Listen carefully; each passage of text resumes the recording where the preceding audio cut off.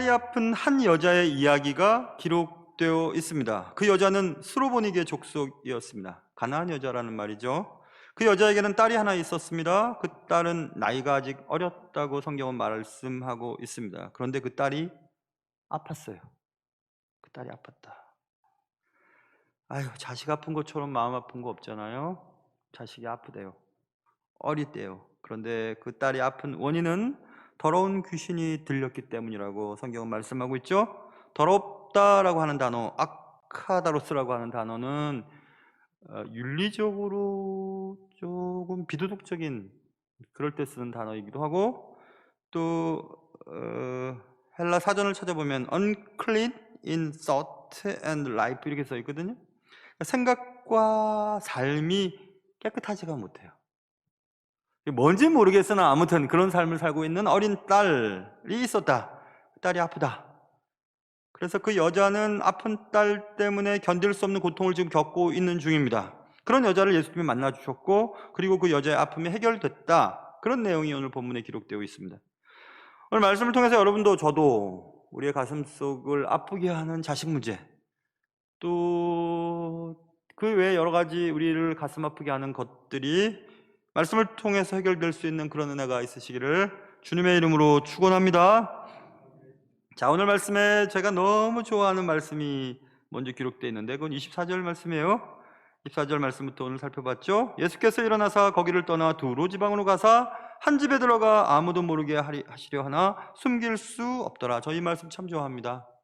어떤 책에 보니까 그 신학자도 이 말씀 좋다고 써있던데 저도 참 좋아합니다. 이 말씀 너무너무 좋아해요. 뭐가 좋냐 하면 예수님께서 두로 지방으로 가셔서 한 집에 들어가신 이유는 사람들에게 드러나지 않으려고 했던 거죠. 한 집에 가만히 계셨어요. 아무도 모르게 거기 계셨습니다. 그런데 숨길 수가 없었다. 왜냐하면 이미 우리가 3장 7절 8절에서 보면 그 지방에서 전에 한번 이 지방에 계셨을 때 많은 사람들을 고치고 사람들이 다 예수님에 대해서 알고 있었습니다. 그래서 이미 그 지방 사람들은 예수님에 대해서 알고 있었기 때문에 예수님이 오셨다 하는 소식을 숨길 수가 없었다 이렇게 써 있습니다. 36절 눈으로 조금만 밑으로 내려가 보시면 주님께서는 아무에게도 이르지 말라 하시되 경고하실수록 그들이 더욱 널리 전파하니, 어디를 가든지 주님께서는 아니 제발 좀 나 있다고 하지 말아라, 나 쫓아다니지 말아라, 나 여기 있다고 말하지 말아라 해도, 경고를 해도 다 전파되고 사람들이 모이기 시작합니다. 그런데 저는 이 말씀이 참 좋다고요. 참 좋구나. 기가 막히게 좋은 말씀입니다. 왜냐하면 예수님이 계신 곳은 숨기려고 해도 숨겨질 수가 없다는 사실 때문에 기쁜 곳입니다. 예수님이 계신 곳은 숨길 수가 없어요. 예수님이 여러분의 마음속에 계시면 여러분 숨길 수 없습니다. 예수님 누구신데? 예수님은 사랑이시죠, 기쁨이시죠, 화평이시죠, 소망이시죠. 그런 예수님이 우리 가운데 계시면요 소망 생기고 기쁨 생기고 또 화해의 아들 혹은 화해의 딸로 쓰임받게 되거든요. 숨길 수 없습니다. 아무리 숨기려고 해도 숨길 수 없습니다. 그래서 저는 그런 생각했어요. 전도도 그렇고 예수님을 증거하는 것도 그렇고 또 내 삶에 기쁨이 찾아오는 것도 그렇고, 기쁨 대신 예수님, 내 삶의 모든 것 대신 예수님, 그 예수님이 여러분 속에 딱 들어가셔야 하는 것입니다. 그래서 여러분 속에 예수님이 계셔서 늘 기쁨과 감사와 평안과 화해와 또 소망이 넘치는 그런 은혜가 있으시기를 주님의 이름으로 축원합니다. 여러분, 사람이 사람을 싫어하는 것 드러나게 되어 있습니다. 또 반대로 어떤 사람을 내가 좋아하는 것도 숨길 수 없습니다. 좋아하는 것이 드러나게 되어 있거든요. 예수님도 마찬가지입니다. 예수님을 모신 자들은 어디를 가든지 예수님의 사람이라는 것이 드러나게 되어 있습니다. 감추려고 해도 숨기려고 해도 말하지 말라고 해도 다 드러나게 되어 있습니다. 왜냐하면 진리이기 때문에 그래요. 예수님은 진리는 숨길 수 없고 능력은 멈출 수 없기 때문에 그런 것입니다. 살아있는 말씀은 그 자체로 능력이 있습니다. 그래서 말씀을 가진 자는 영향력을 가집니다. 그러므로 여러분의 마음속에 예수님이 그리고 복음이 들어가 있다면 부끄러워하지 않으셔도 됩니다. 복음의 능력, 진리의 능력이 여러분을 통해 나타날 것이기 때문에 그렇습니다. 빛은 감출 수 없고 진리는 드러나게 되어 있다. 그것은 자연스러운 것입니다. 반대로 죄도 마찬가지입니다. 죄도 감출 수 없습니다. 거짓은 드러나기 마련입니다. 지금 드러나지 않아도 나중에 드러나고, 내가 살아있을 때 드러나지 않아도 사후에 그의 잘못은, 죄는 드러나게 되어 있습니다. 단지 시간의 차이일 뿐입니다. 숨길 수 없는 진리의 빛 앞에서 감출 수 없는 죄의 실체를 인정하고 살아가는 것, 이것이 우리 예수 믿는 사람의 삶의 특징이 되어야 될 것입니다. 본문에 보면 예수님이 오셨다는 소문을 듣고 곧 와서 그 발 아래에 엎드렸다 이렇게 써있죠. 예수의 소문. 여러분, 예수의 소문이 여러분의 귓가에 들리시면 예수님을 만나러 나오셔야 돼요. 주일 저녁 예배 좋다더라, 주일 저녁 예배가 생겼다더라, 그런 소문이 들리시면 저녁 예배 나오셔야 되고, 이거 목사님이 왜 저렇게 새벽 예배 강조하시는가? 새벽 예배가 좋기 때문에 그런 거예요. 아침에 주님과 함께 시작하는 것이 얼마나 귀한 일인데요. 그런 좋은 소식이 들리면 예수님을 찾아 나올 수 있는 여러분과 저의 삶이 되실 수 있기를 주님의 이름으로 축원합니다. 자, 예수님은 숨길 수 없었습니다. 가슴 아픈 여자는 예수님께 나왔습니다. 그리고 예수님께 말씀드리기 시작합니다. 예수의 발 앞에 엎드려 얘기합니다. 26절, 그 여자는 헬라인이요 스로보니게 족속이라 자기 딸에게서 귀신 쫓아내 주시기를 간구하거늘. 얼마나 가슴 아팠을까요? 딸이 있는데 어린 딸입니다. 어린 딸이 비도덕적으로 생각하고 말하고 제정신이 아니에요. 큰일 났죠. 가슴이 아팠습니다. 예수님, 내 딸 좀 고쳐주십시오. 내 딸이 아픕니다. 내 딸 더러운 귀신이 들려서 지가 하는 일을 모릅니다 라고 요청했습니다. 간구했습니다. 그럴 때 예수님이 매몰차게 거절합니다. 안 돼! 27절 보세요. 예수께서 이르시되 자녀로 먼저 배불리 먹게 할지니 자녀의 떡을 취하여 개들에게 던짐이 마땅치 아니하니라 이렇게 말씀했습니다. 예수님은 자녀의 떡을 취하여 개들에게 던지는 것은 옳은 것이 아니다. 여기서 자녀는 유대인을 말하고 개는 이방인을 지칭한다는 것을 금방 알 수 있죠. 여러분은 이방인은 개처럼 여겼을 그때였습니다. 그럼 우리는 예수님 너무하지 않나? 예수님 왜 그러셨을까? 이 여자는 지금 딸 때문에 너무 힘들어서 예수님께서 고쳐주시길 바라서 이렇게 나왔는데, 여러분, 자신의 약점 드러내기 어렵습니다. 자기 집에 누구 아프면요 드러내기 싫어요. 그런데 자기 어린 딸, 결혼도 하지 않은 어린 딸이 지금 귀신 들려서 지멋대로 지금 살아가고 있습니다. 그것을 드러내야만 했어요. 사람들이 많이 모여 있으니까. 그것은 그 딸 고치기 위함이었습니다. 그런데 사람들이 모여 있는 거기에 개에게 왜 떡을 주냐? 자녀에게 떡 줘야지. 그렇게 얘기했다고, 그렇게 얘기했습니다. 얼마나 무안했을까? 얼마나 창피했을까? 얼마나 화가 났을까? 너무 하시는 거 아니야? 여러분, 근데 저는 신앙하기 전에 이 본문을 읽으면 정말 예수님 너무하시다 이렇게 그냥 생각하고 넘어갔거든요. 그런데 이 본문을 잘 봐야 돼요. 여기서 먼저 우리가 살펴봐야 할 것은 개라고 하는 단어거든요.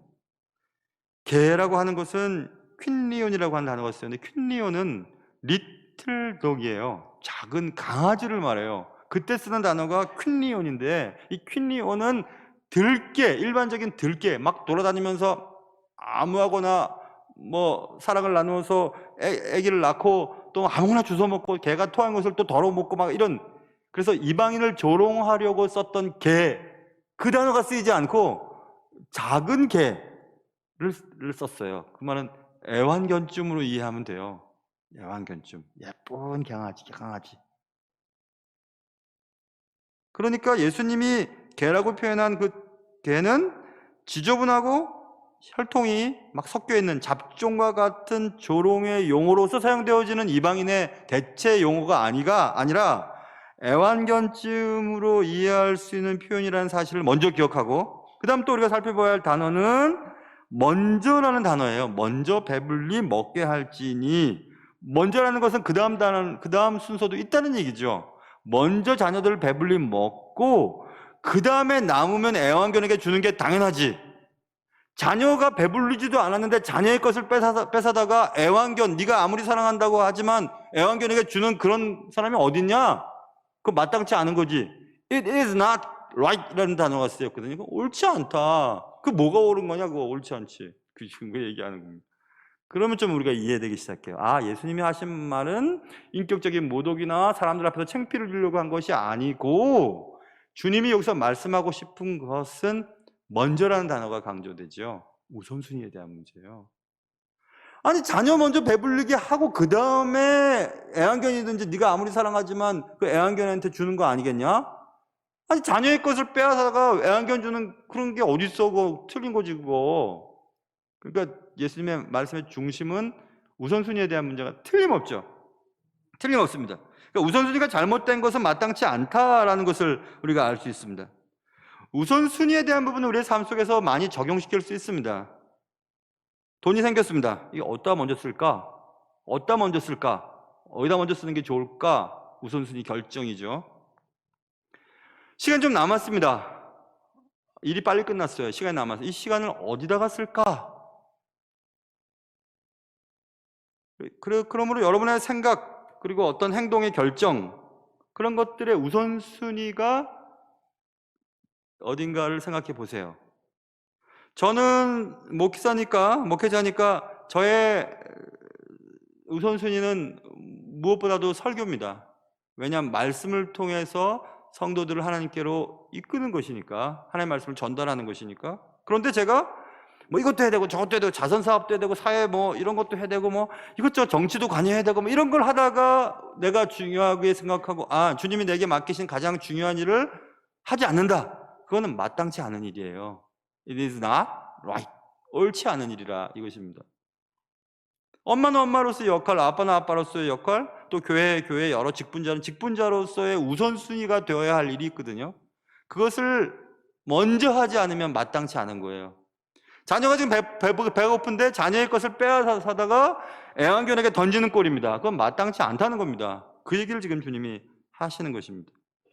예수님의 계획은 유대인들을 통해 이방인들을 구원하시려는 것이 분명히 있으셨어요.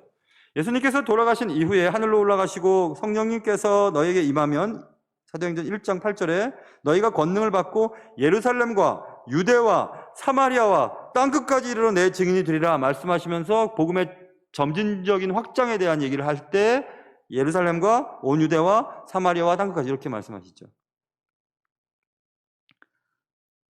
혈통으로 보면 정통 유대인 그리고 혼혈인 사마리아인들이니까 혼혈 그리고 이방인 이렇게 복음이 전달돼요. 로마서도 마찬가지입니다. 로마서 1장 16절에도 내가 복음을 부끄러워하지 아니하노니 이 복음은 모든 믿는 자에게 구원을 주시는 하나님의 능력이 됩니다. 모든 믿는 자에게 주시는 하나님의 능력이래요. 복음이. 그런데 보세요. 그 다음 뭐라고 써있냐면 먼저는 유대인에게요. 그리고 헬라인에게로다 이렇게 써있습니다. 그러니까 여러분과 저의 사명을 한번 생각해 보십시오. 먼저 해야 될 일이 뭘까? 먼저 해야 될 것을 먼저 하지 않고 나중에 해도 될 일을 먼저 하는 것은 마땅치 않은 일이랍니다. 좋지 않은 일, 옳은 일이 아니라 이렇게 말씀하시면서 주님은 이 여인의 요청을 거절한 게 아니에요. 거절한 게 아니고 주님께서 주님의 사명에 대한 것을 지금 말씀하고 싶어 하시는 것이죠. 그러나 어찌됐든지 가슴 아픈 이 여자는 자존심 상하는 말을 들었습니다. 그러나 이 여자에게는 아픈 어린 딸 생각밖에는 없었습니다. 그렇게 말씀하시든지 아니든지 예수님 말씀하신 의미를 정확하게 깨달았던지 깨닫지 못했던지 간에 예수님의 그 말씀을 듣고 28절 보세요. 여자가 대답하여 이르되 주여 올소이다. 맞습니다. 이렇게 말씀하세요. 맞다고.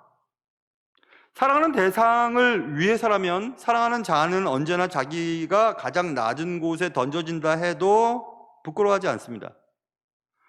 어제 점심 때 이제 내년에 결혼할 애들과 식사를 했어요. 저희 부부와 내년에 결혼할 애들, 결혼에 대해서 이렇게 결혼하기 전에 뭐 주례 부탁이나 뭐 이런 것들 때문에 얘기 나누느라고 점심을 같이 먹었습니다.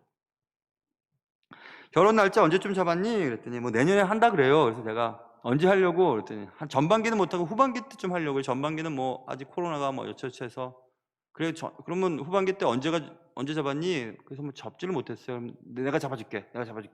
10월 29일 날 토요일인데 그때 하는 게 제일 좋겠다. 10월 29일 날 하자 막 그랬어요. 그랬더니 왜 그날을 해야 되냐고 그랬어요. 제가 그날은 목사님이 잊지 않고 너희들을 위해서 기도할 것 같아. 평생토록.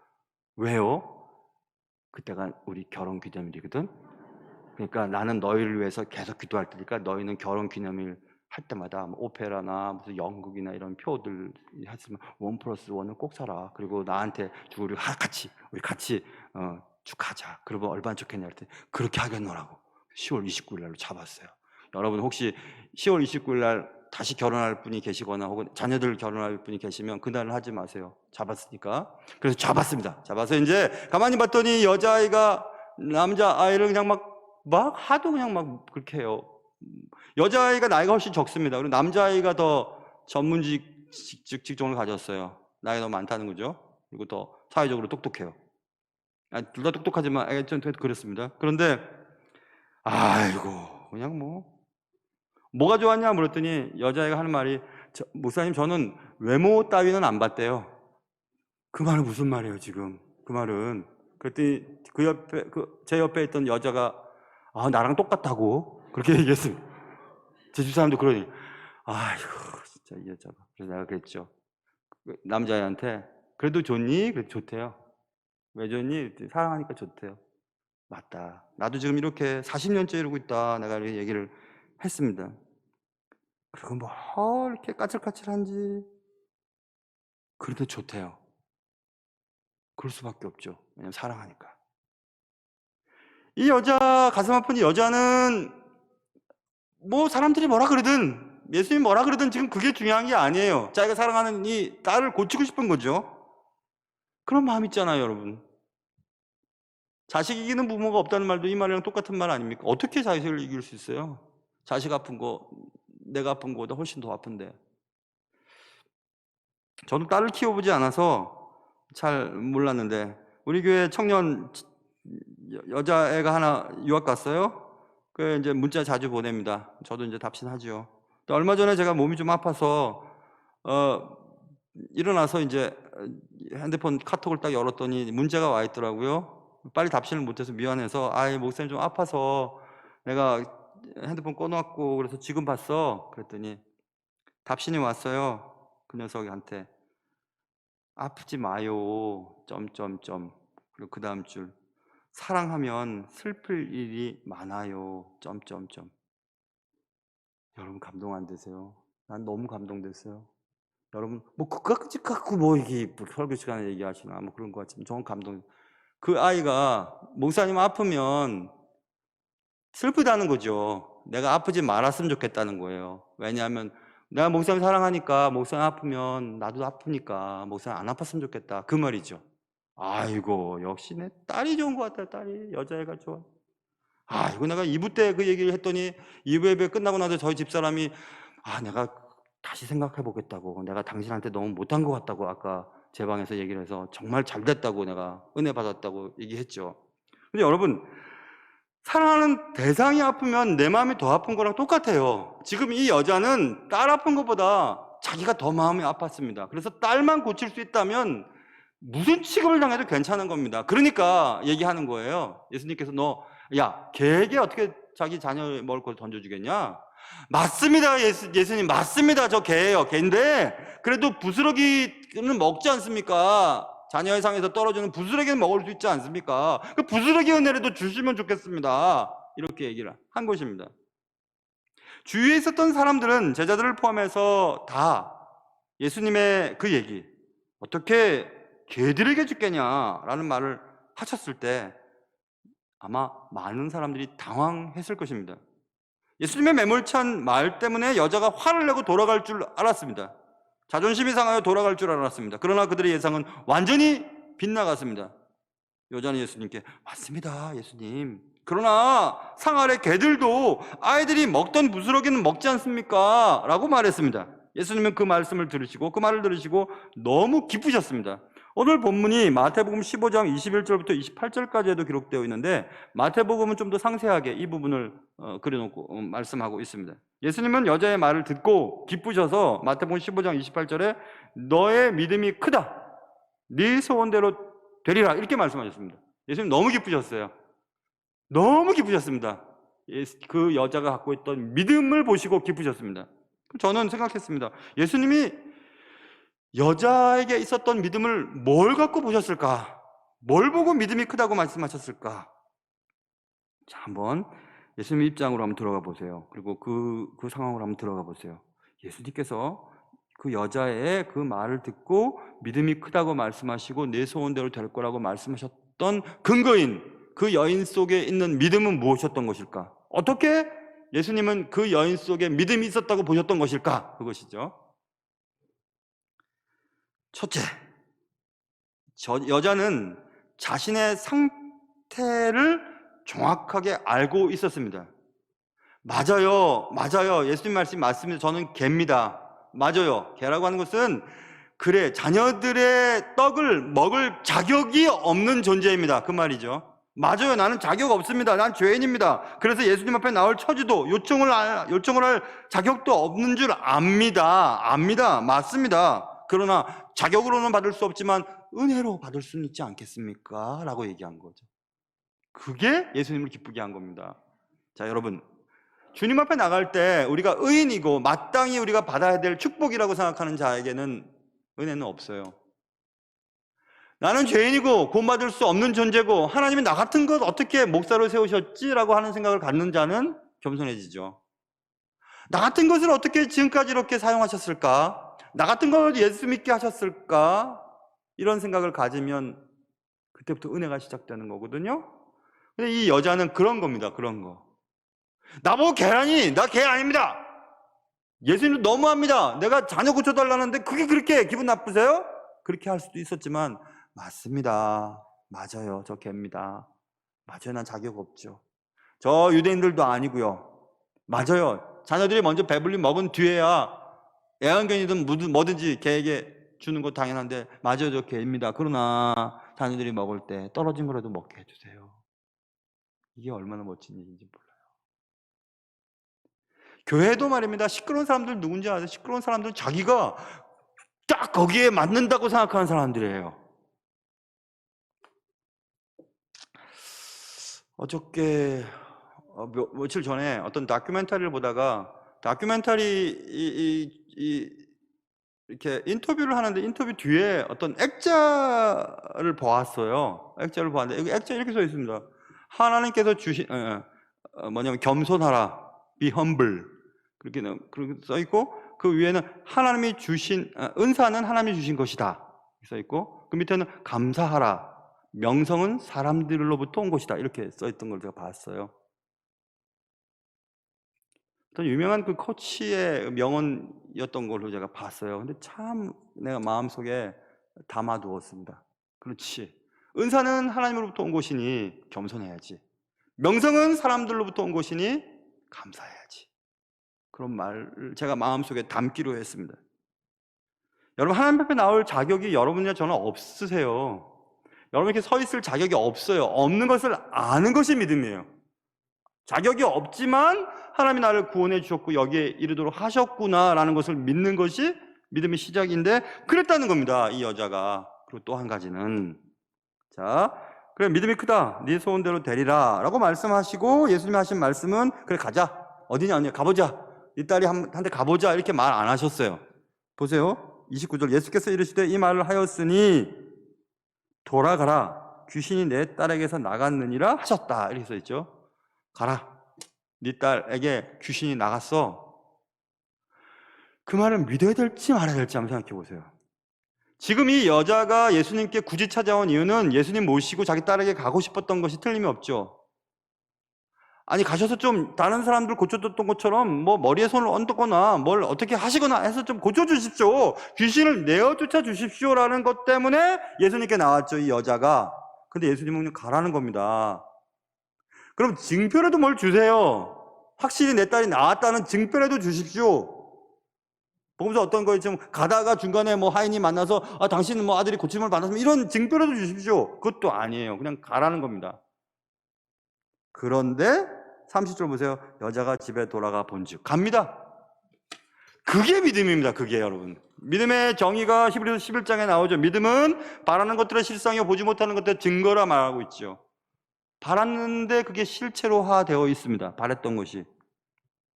보지 못했지만 난 본 것처럼 증인으로서 증거를 될 수 있어요. 마치 보고 만지고 경험한 것처럼.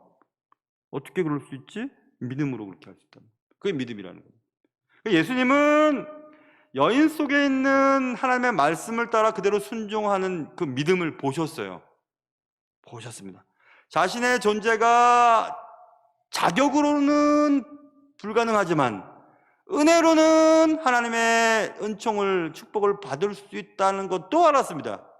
그것을 주님이 보시고 기쁘셨던 것입니다. 기쁘셨어요. 근데 저와 여러분은 질문을 던져야 돼요. 어떤 질문이냐면, 그래요, 맞아요, 알았어요. 그런데 여기는 이 여자의 소원이 이루어졌잖아요. 어린 딸, 아픈 딸이 고침을 받았잖아요. 그런데 그렇지 않는 경우들도 우리는 많이 봅니다. 여러분 그런 거 없으셨어요? 저도 그런 거 많이 있었습니다. 하나님, 내 소원이에요, 들어주세요. 대표적인 거, 하나님, 제가 젊었을 때 어차피 주일을 할 텐데 키를 한 185쯤 되게 해주세요. 그럼 막 내리꽂는 설교를 하면 얼마나 좋겠어요. 힘있게 제 자신을 위해서 기도를 많이 했죠. 하나님, 키를 크게 해주십시오. 그리고 또 40대 좀 넘어가니까 머리가 빠지기 시작하는데요, 하나님, 머리 안 빠지게 해주세요 하고 제 머리에 손을 놓고 지금 기도를 열심히 했습니다. 근데 계속 빠지고 키는 더 자라지 않았습니다. 물론 지금도 헌칠하지만 제가 바라던 키는 아니었습니다. 그리고 머리도 많이 빠졌죠, 예전보다는. 왜 안 들어주셨어요? 그렇지만 지금 저는 안 들어주신 게 훨씬 감사합니다. 아니, 좀 서운한 것도 있죠. 그러나 감사합니다. 괜찮아요. 아무렇지도 않아요. 만약에 제가 기도했던 대로 다 하나님이 들어주셨다면 저는 지금 아마 엉망진창의 삶을 살지도 모르겠습니다. 내가 원하는 거 다 들어주시고 내가 가고 싶은데 다 가게 하시고 그랬다면 아마 엉망진창이었을 겁니다. 그래서 제가 생각한 게 있어요, 여러분.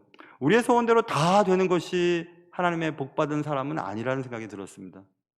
내 소원대로 다 되라, 우린 거기만 초점을 맞추잖아요. 내 소원대로 다 되는 것이 제일 잘 되는 길이라고 여러분 자신할 수 있어요? 전 자신 못하겠는데요. 저는 그러나 하나 믿는 것 있습니다. 내 소원대로 되든 내 소원대로 되지 않든, 병이 낫든 병이 낫지 않든, 합격하든 합격하지 않든, 사업에 성공하든 사업이 망하든, 승진을 하든 승진해서 떨어지든, 하나님은 내 인생에 대해서 가장 선하신 분이야, 그것까지 믿습니다.